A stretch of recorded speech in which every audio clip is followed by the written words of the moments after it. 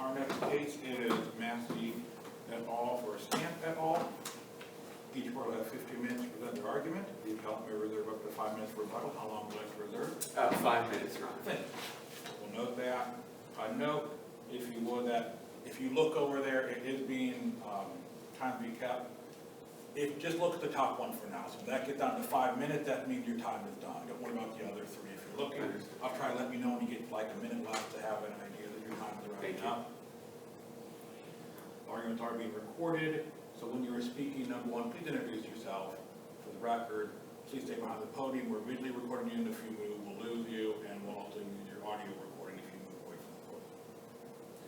I don't know if we have any concern in this case, but for any children, minors, or victims, please use initials or some other term to protect them for the record. We've read your briefs and are ready to proceed whenever you. May it please the court, Attorney Stephen Eckinger on behalf of defendants, appellants in this case. As stated previously, I'd like to reserve 5 minutes of my time for rebuttal. One of my clients, John Stamp, is in the courtroom here today. This involves, there's been some that, at least one that's passed away, but basically 7 children between basically two blended families. My client's mother, she had 3 children, and then Mr. Roy Massie had 4 children. And so they came together and made a trust together, as the court is aware from filings. They were married in 1986 and made that trust in March of 2001. So had been married for about 15 years at that point. There's 2 provisions that are going to be important here for the court today, and what we're asking the court to do is to apply the plain language of those 2 provisions. And we believe when you do that, you can only come to the conclusion that the court improperly granted summary judgment, and at a minimum, this needed to proceed to trial where further evidence or arguments could be made. The first provision relates to the trustee, who's going to be trustee in this case. So obviously, as typical, the settlers were the 2 co-trustees to begin. And then it's stated explicitly, upon the death of Roy, Barbara serves as sole trustee, and vice versa. And then, upon the death of both of them or incapacity, there would be 1 child from each side that would be co-trustees under that circumstance. Here, the trial court ruled that essentially that part about one of them serving is superfluous. There's really, under the way the court interpreted it, it would never come into being, because upon one passing or resigning, we essentially move forward to the second section. We believe that's improper and not a proper reading of the language of the trust. The second provision relates to the credit shelter trust, which I'm sure the judges here are aware of what that entails, but essentially to try and minimize tax implications is kind of the main reason. Here, we are focusing on the use of may versus shall. And ultimately, I don't know if there's an actual canon. I've tried to find if it's been used before, but I've kind of thought of it as the springing canon. In a sense, it's got may followed by shall. So you may do something, but once you do it, these are the ways you need to do it.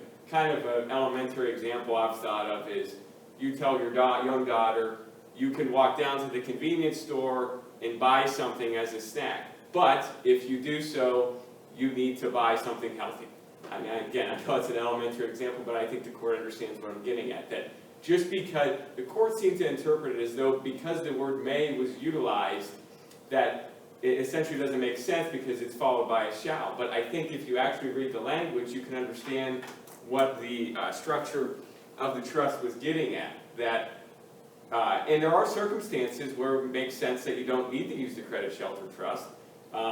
And the main circumstances kind of occurred here because of the change that's occurred over the years in the exemption, the fact that there's no estate tax at the federal level or at the state level, and that it's been risen so high at the federal level that there really here would be no need to use it. And secondly, as a second argument to that, as we made in our brief, even if the court were to say, okay, the credit shelter trust was mandatory, the court didn't get into what would need to go in that credit shelter trust, what the amount would be. So I think even under that circumstance, we need to go back to the trial court to determine that. So wouldn't the appropriate remedy have been then, if we're talking about plain language, for you to be, your client to be granted summary judgment? There's two summary judgment motions here.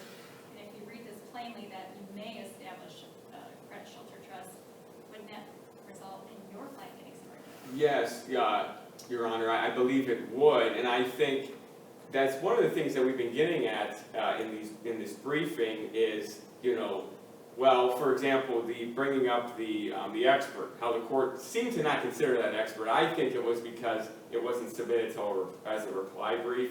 But anyway, I think opposing counsel has argued, that the court could essentially consider that now. I don't know. I mean, I think the court potentially could consider that, but I don't think the court is in the business of doing that. They leave that to the trial court level to make that determination. But here I agree. I think because the provision is so clear, I think really the remedy is, I think there's two possibilities. You send it back to the trial court to consider it, but I think secondly, the court could just say, we're going to rule in favor of the other summary judgment motion because that language is so clear. So getting... The word may is defined all over the law, isn't it? Yes, it is, and... It implies discretionary ability.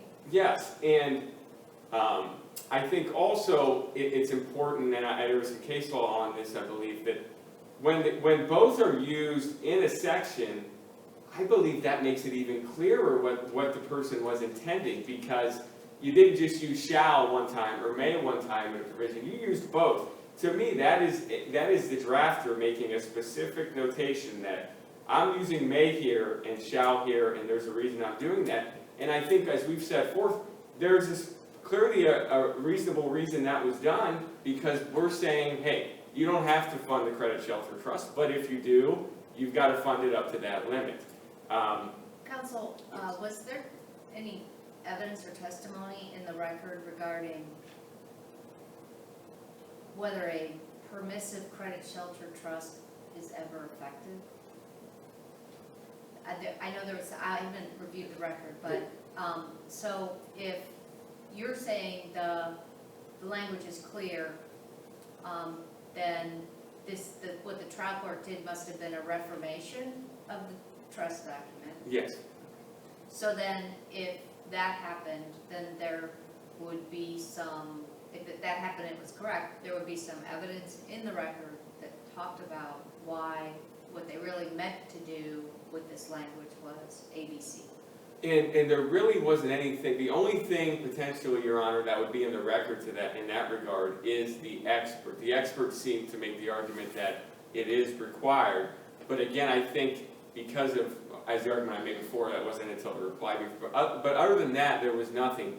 Essentially, the summary judgment, I mean, the attorney who prepared the trust, there's no affidavit or anything submitted by her. Now, as one of the arguments that was made, because we brought up that she prepared this trust and then witnessed or notarized the amendment, she didn't submit anything to the court to that effect, but I think the court can look at the documents that were submitted and say, hey, the same person did both. I think that shows we've got the drafter who believes she did have the right to do that. Regarding, so again, Your Honors, and I did want to say, I got off to your point, I wanted to bring up that there was a case I cited in my brief, I think it was McCoy, I know it was on page 22 because I was just looking at it before we came in. And in that case, the 5th District said that basically I believe the language was that funding the credit shelter trust they found that it wasn't mandatory or that it wasn't necessary. And in here, I think, again, there's at least an argument that it wasn't necessary because of the limits. These people had some money, obviously, but they were wealthy, I guess, relative at least. But do we know whether they were going to reach that limit where we would even need to use the credit shelter trust? And I think the fact that how this case proceeded, how the parties proceeded when Mr. Massie passed, I mean, the parties operated for several years with Barbara acting as trustee, and no funding of the Credit Shelter Trust occurred during that time. So again, I think the way the parties acted in this case shows that that was the intention, that she did have that ability. You're down about a minute left in your initial time. Okay, thank you. Was there testimony that all the children and stepchildren knew that there were no co-trustees and Barbara was acting under the trust? I don't believe so, Your Honor. I don't believe anybody in their affidavits that were submitted got into that specific argument. Just to kind of go through a couple other things, Your Honors, that I wanted to bring up. Even if you get past the actual language of the trust regarding her acting as trustee without her husband after his passed, as the settlor, unless there's language in the trust limiting her ability, she really has the ability, even after he's passed, even if she's not trustee, to take certain actions, including to take funds out of the trust or modify items. So we believe, even if that provision was interpreted the way the court says it is, she still would have the ability to do what she did. And again, the superfluous nature of how the court interpreted it, I think, is very important here. Opposing counsel tried to bring up in their later how the Credit Shelter Trust, with the way we're interpreting it, is superfluous. I disagree. Just because something is not mandatory doesn't mean it can't take effect. It just means it's permissive. But the way the courts interpreted, the trial court interpreted the trustee language, there is no circumstance that could come about where that would be utilized. So why was that language put in there? We believe, obviously there was a reason it was put in, and for those reasons and the others that are in our brief and I've stated here, we're asking the court to sustain our objections. Thank you. You have no more than 4 minutes to rebuttal time. Thank you. May it please the court, my name is Andrew Likens and I represent the appellees Rick Massie, Randy Massie, Rodney Massie, and Stephanie Still. A few points regarding the facts. There is evidence in the record that at the time of Roy's death, that their total assets were below the exemption amount that year, so they all of the funds would have went into the Credit Shelter Trust. 5 months after Roy died, Barbara purported to amend the trust to eliminate Roy's children as beneficiaries and eliminate them from the line of succession as co-trustees. But Barbara continued to distribute only the income to herself during that period. She never invaded the principal, which is consistent with the creation and funding of a Credit Shelter Trust. She died on November 21st, 2021. There's evidence in the record that she never told either her own children or my clients that what she'd done of trying to change the trust, that they found out about, that all of them found out about it after her death, but the trustee that she had appointed said that he was following the plan of his mother to disinherit his step-siblings. The appellants found out about the amendment to the trust when they had to file a discovery action to find out what was going on because no one would give them a copy of it. Get a clarification. You're saying that there's evidence that she did, in her discretion, create the trust, and then that she's under the shall language of the trust document? Well, Your Honor, if you look at that language, what it says is the trustee shall administer the trust assets under the succeeding paragraphs. But that's the first sentence, seems to be the most important one. It says she may establish. Well, that's actually not the first sentence. The first sentence above that says, you shall administer it pursuant to the succeeding paragraphs. Right. And then The next paragraph under that says that they may establish a separate fund. Right, which sounds like a discretionary. But it's only discretionary as to whether you need a separate fund, Your Honor. I mean, the trust itself specifically references in Article 2A2B, explicitly recognizes that there are circumstances that you may create a credit shelter trust, but it's not a separate fund. So if two spouses trust each other and they want to make it discretionary when one dies, whether they're going to form a trust, how else would they write that sentence? Well, Your They Honor, have to say in the discretion instead of may. well, if you have discretion, though, Your Honor, you can't set up the AB trust. I mean, the discretion destroys the ability to shelter the funds from taxation. The way it works is that there's a federal exemption amount of a certain amount. If you can transfer an unlimited amount to your spouse, so there's never going to be taxation at the first spouse's death. If you want to avoid taxation, you can transfer up to the exempt amount to your children or somebody else, and that won't be taxed. Anything above that is taxed at 40%. However, for federal tax purposes, while if the surviving spouse needs it to survive, you can access it, but it's treated as a gift to the children upon the first spouse's death. Therefore, if you say that, well, we have discretion as to whether or not what we're going to do here, that's a power of appointment under both state and federal law, and if you have a power of appointment, it's going to be taxed regardless of what you purport that you're electing to do.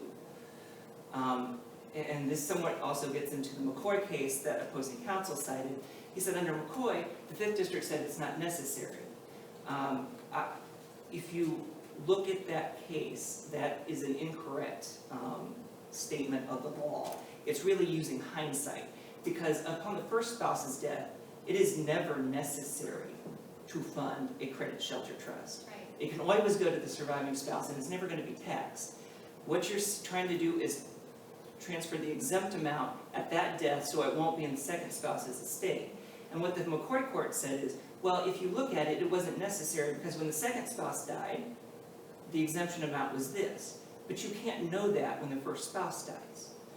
You're assuming that you know both the year they're going to die and what the exemption amount is going to be. I mean, right now the exemption amount is $13 million.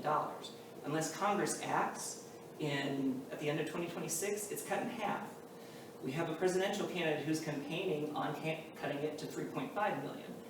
I mean, a concrete example of that is George Steinbrenner. He died in 2010 when there was no estate tax. Under the McCoy decision, what you would look at that and say, well, because of that, you don't need to fund the credit shelter trust. It's not necessary. There's no estate tax. However, his wife died in 2018 when the federal exemption was $5.36 million. George Steinbrenner, when he died, was worth an estimated $1.1 billion. If you follow the McCoy decision and say, well, that's not necessary, that results in paying $400 million of taxes that could have been avoided. Because you're trying to use hindsight. You can only know that if you know when the second spouse is going to die and what the exemption amount is going to be in that year. Or couldn't it be that the intent was that the surviving spouse would be in the best position to decide? No, Your Honor, it can't, because if you say they have the discretion to decide, that is a power of appointment, and that destroys the ability to shelter tax at the second death. If you have that power to decide, then that is a power of appointment. If you have a power of appointment under 26 U.S.C. 2041A2, that says if you have the power of appointment, it's taxable because you're giving them discretion. They can't have discretion in order for it to be a credit shelter trust and shelter from taxation. It has to be taken out of their control upon the first spouse's death. So we're looking at the intent of the drafters and what they wanted to do with the AB trust. Are we looking at the time they drafted it in 2001, or are you telling me we're looking at the time of passing of the first spouse? Well, it's an inter vivos trust, Your Honor, and an inter vivos trust takes effect at the time it's created, not at the time that somebody dies. So you have to look at it at the time it was created and what the intent was. The intent when the trust was created, the exemption amount was only $675,000.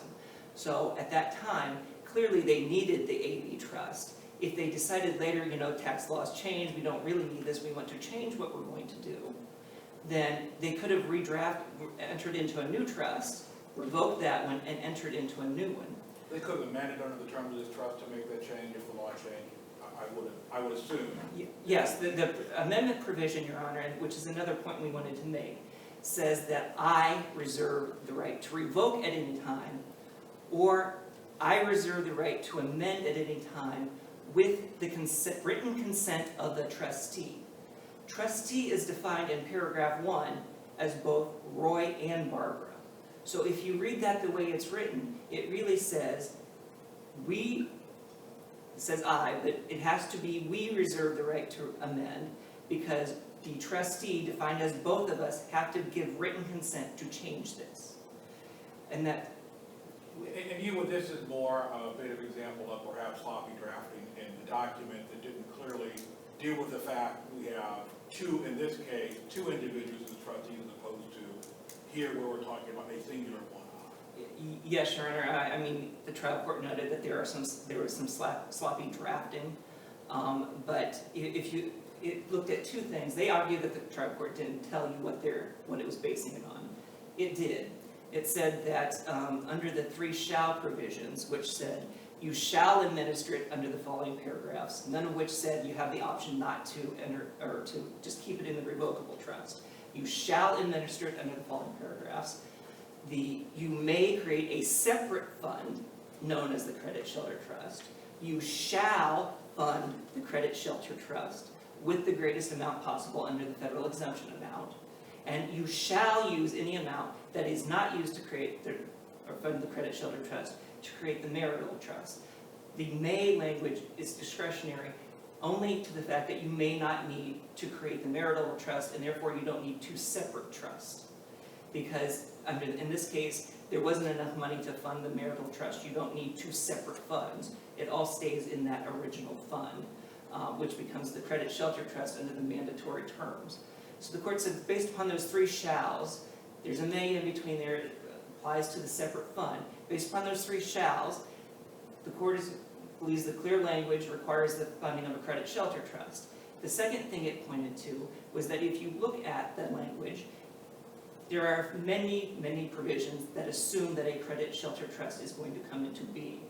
Those would all be superfluous if you don't ever fund the Credit Shelter Trust, and based upon that, he believed the grantor's intent was to create this AV trust, and the Credit Shelter Trust in particular.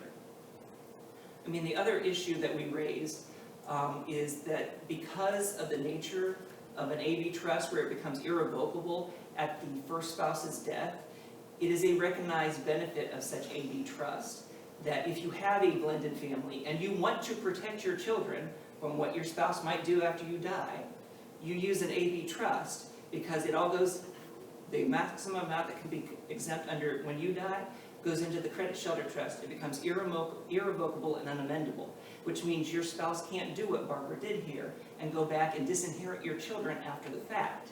Now, if there's anything that goes into the marital trust... So if they wanted to ensure that, then why did they use the word shall instead of may? Well, they did say that you shall administer under the following paragraphs, Your Honor. The may, it says you may fund a separate fund. It did not say you may create a Credit Shelter Trust. It says you may fund a separate fund. The separate fund is the critical language there. And if there's multiple terms that make it ambiguous, wouldn't this not be summary judgment then? Well, Your Honor, the issue is that both sides argue that the court had to do the only thing that they presented was the plain language argument.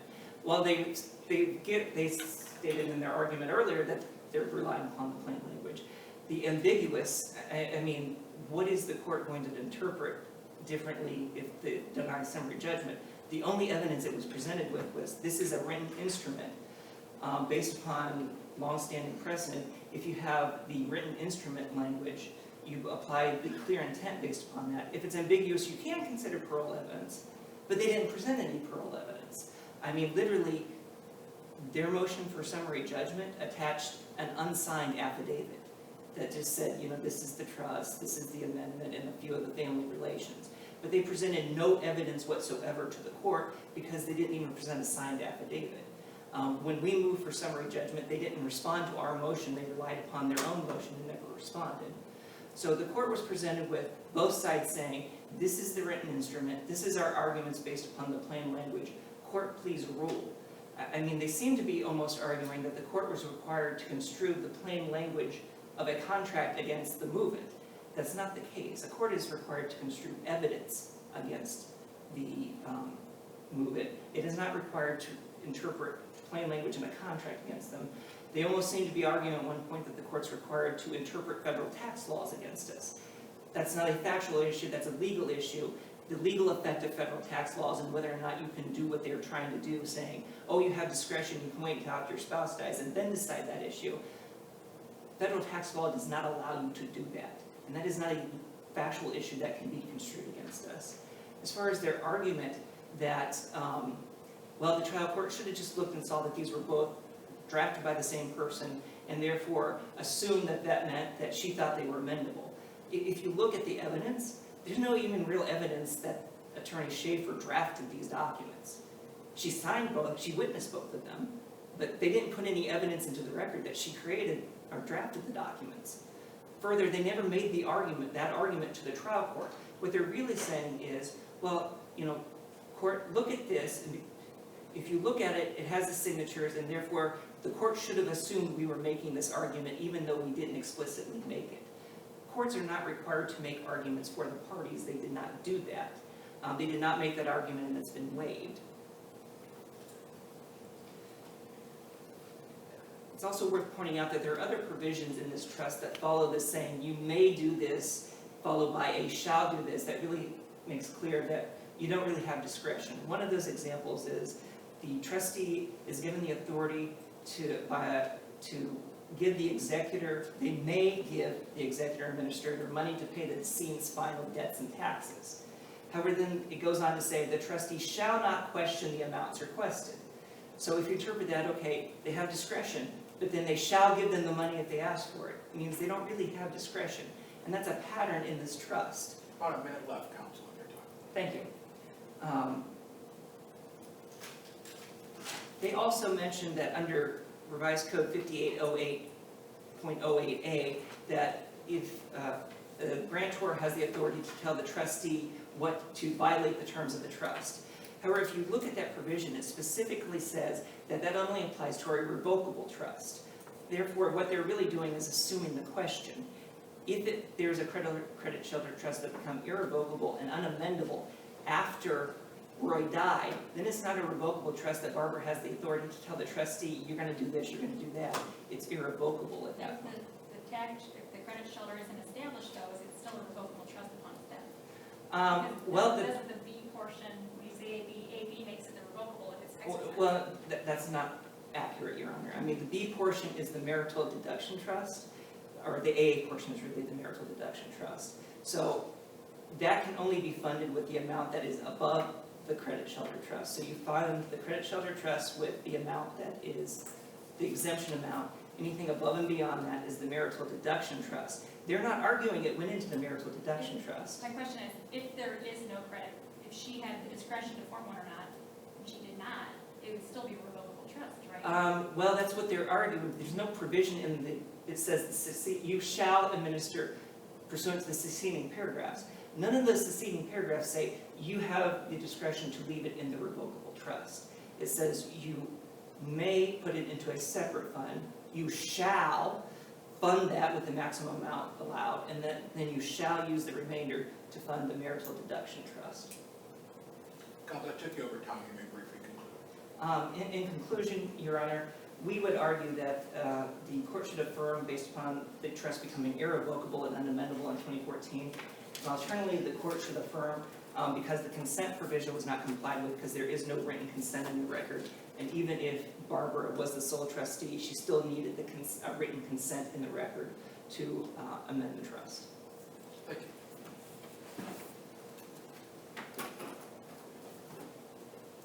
Thank you, Your Honor. Just to go back to a few of the items that were discussed by opposing counsel. First, regarding that we didn't submit parole evidence, just because the court was considering their motion for summary judgment, doesn't mean you don't have, the starting point is not still the plain language of the document. That is always the starting point for the court. When we read this document, when we read the plain language, knowing what the plain language says, can we apply that? And is there a reasonable application of that? Is that a reasonable thing the court can do? And if it's not, if it's unambiguous, the court applies it. If it's not unambiguous, if it's ambiguous, the court can look outside that to parole evidence, bring other items in. So our argument here is, we didn't really need to bring in anything additionally. I mean, I wasn't counsel at the trial court level, so that, would I have, I don't know. But we don't even need to do that because the plain language, we're telling the court, as I'm doing here today, you look at the plain language of the document, that's what we're asking you to apply, and you have to find in our favor if you do that. Secondly, again, as I stated before, something is not superfluous just because it may not come into being when talking about the other provisions regarding the credit shelter trust. I mean, I think of when I prepare estate planning for especially a young couple, we will put in the last will, you know, a testamentary trust for their minor children, that if they're underage, you know, goes into a trust at the probate court.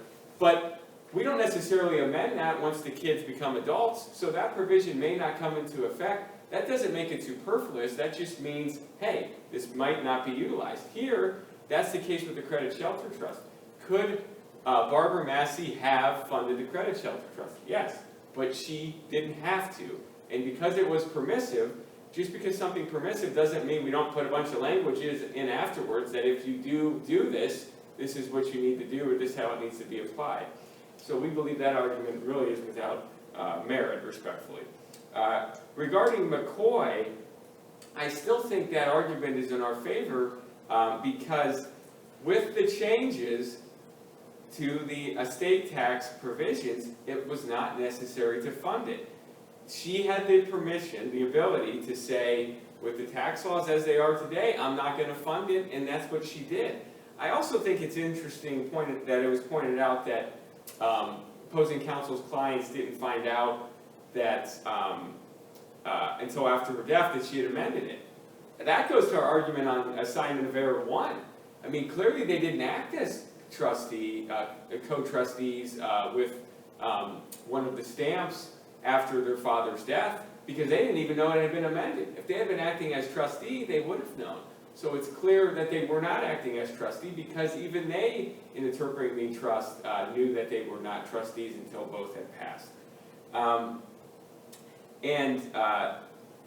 Regarding the shall administer language, as I stated in our brief, that's just general language that was in there about needing to administer the trust. It then is followed, as we'd argued, with the may about the credit shelter. So we believe that argument doesn't hold much water. I also think it's interesting, you know, we've gotten into the plural versus singular in some of the briefing that, you know, they tend to ignore. Now they want to change the I that's used later in the trust that says about amending it, that it should be a we instead of I. Ultimately, the court tried to reform this contract without going through the steps that are needed for reformation. As I went through in my brief, unilateral mistake versus mutual mistake, none of that was even presented, and instead the court just said, we think it was I think it was a drafting error, and again, we don't think, the only way that could be done is through reformation, and the court did not appropriately Your overtime, counsel, if you can briefly conclude. Thank you, Your Honors. I just would like to reiterate that we have 2 assignments of error, and we're asking the court to find in our favor on both of those because the plain language of this document means that the court should rule in our favor. Thank you. The court will take the matter under advisement and issue a decision in due course. When that decision is reached, it will be mailed to you by the clerk of courts and also be available on the High Supreme Court website. With that, on behalf of the court, I'd like to thank both of you for your presentations. Thank you.